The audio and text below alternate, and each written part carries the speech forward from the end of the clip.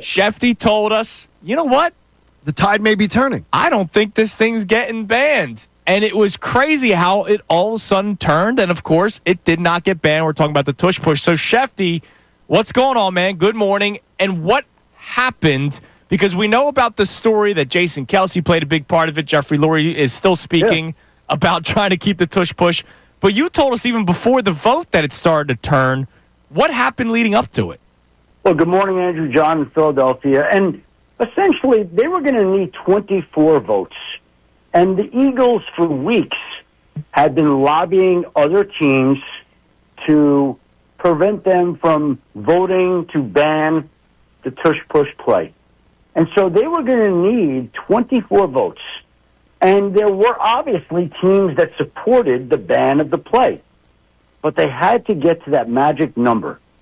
And in the end, whether it was the calls that the Eagles made in advance or the fact that Jason Kelce flew out there and made a presentation where he pointed out that the play, in his mind, did not increase the injury risk, that the play was about leverage and getting low, and he didn't, in his eyes, believe the players were more exposed to injury.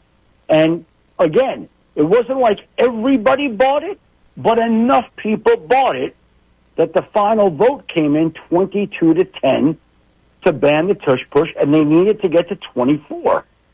So the Eagles did everything they could, which was enough to hold off a few teams to prevent the 22 votes to go to 24 votes, which kept alive the tush push play for another year. Again, this was not some. I think there absolutely was momentum building to go against the play, but it's not easy to get 24 votes ever. I think the feeling was, and at one point I thought this, like if Roger Goodell wants the play gone and Troy Vincent wants the play gone, well, the play then is probably going to be gone. But they just couldn't get enough support for a variety of reasons, much of it due to the Eagles' work and lobbying and thought and presentation and efforts to get the 24 votes that were needed to get the play banned. Gut instinct. Egg on the face for the commissioner that he didn't get it done? No. And do you think he's going to try to come back at it again next offseason? Because from what I've heard, a lot of times going back at it again for the same vote sometimes is frowned upon. Well, what I would say is, John, you have a situation here where it's alive for the season. And that's all that really matters. So let's see if the season goes on and there's no injuries on the play and there's no Frankie Lugo controversies on the play, then they'll keep going. Well, that didn't stop. Wait. That didn't stop guys like Sean McDermott and Sean McVay and other coaches from making up concerns about injury that didn't exist this year. So why would I think that another year without injuries would stop them from trotting that crap out next year? Well, they certainly could. Of course, nothing stops them from doing that. But my point is they got 22 votes this year. If nothing changes between now and next year, are they going to swing some votes? Like, why is somebody going to change their vote? It was hotly contested this time, and 22 teams voted against it, and 10 did not. So of that 10, how are you going to go get 2 more? Well, what's going to cause, on that list of 10 people or 9 people that voted with the Eagles, what's going to cause them to change their vote? And again, I come back to this. What would cause them to change their vote, in my mind, would be, knock on wood, if there was some type of significant injury on that play, if there was some type of controversy on that play, if there's no injuries on that play, the season goes on uninterrupted, and there's no issues on that play, and the season goes on uninterrupted, why is somebody going to change their vote? I don't see it. But that's how I think they need something that changes people's minds to change their vote. Now, speaking of those 22 teams that voted to try to get it banned, obviously there were some teams that were much more vocal than others, like the Bills, the Packers, and the Rams. Was there any fallout to them not getting it banned, or are they just moving on and getting prepared for 2025? No, I think that's just business. I think that's sort of how it works. And every team's not always going to be aligned. The Bengals have always voted against a number of issues. The Raiders have always voted against a number of the issues when there was league consensus on issues. But that's just how it works. It's time to move forward, and people get to vote how they want. Okay, now we're hearing now that Roger Goodell has a new concern. And some of the owners, they're worried about the salary cap manipulation. So is this the Howie Roseman target on his back? That they're worried about how some of the – I love this, that there's cash-poor franchises. Franchises that are worth $6, $9, $8 billion are cash-strapped franchises. When Jeffrey Lurie's franchise is one of the ones that loves to – give players cash up front. And Jeffrey Lurie is in the bottom third of richest owners in the NFL. So what is he trying to do? I've heard him propose that they want to tweak the salary cap and the issues with it in the new CBA. What are you? Yeah, because he does not want the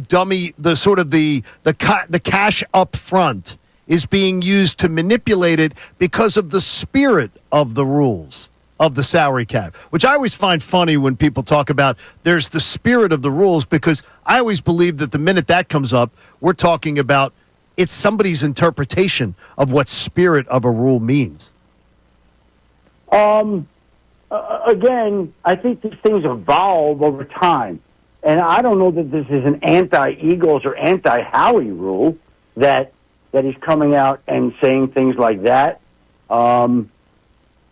I just think that there are some things that the owners are going to want to tweak in the new CBA, just as there are always issues that they want to tweak, just as the NFLPA will want to tweak things in the new CBA to come up with their own issues that they want to get resolved before the new one's implemented.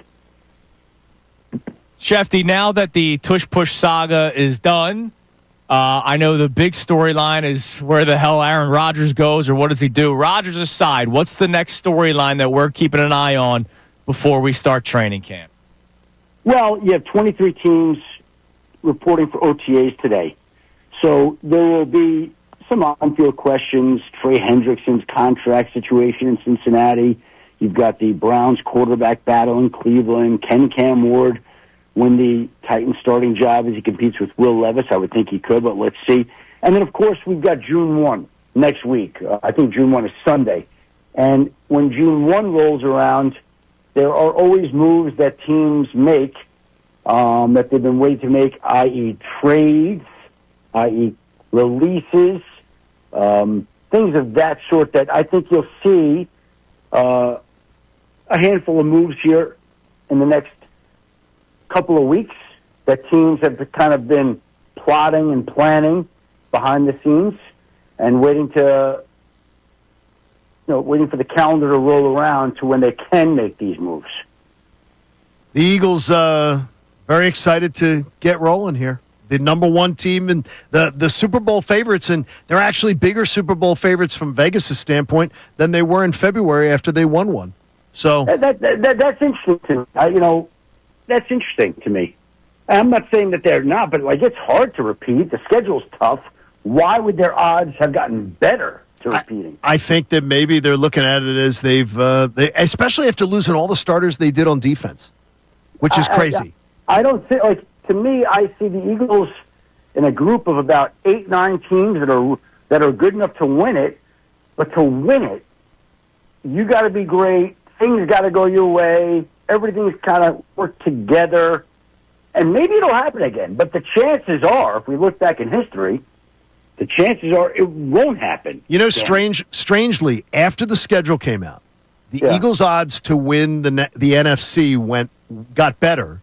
Detroit's got worse. Washington's got worse, which is just strange. I don't know why. It's like we you know who they're playing. It's not like it changes or anything like that, right? Yeah, and then people still buying into Dallas. So there's still a lot of that. That's the right of schedule. Yeah, it's the right of every schedule. Schefter, listen, man, we appreciate you still being able to come on today. Thanks, you Adam. had some scheduled stuff going on tomorrow, so we'll talk to you next week. Thank you, guys. Have a great week. Take care, buddy. Adam Schefter on the Comcast Business Hotline, brought to us by our friends over at Landis Block.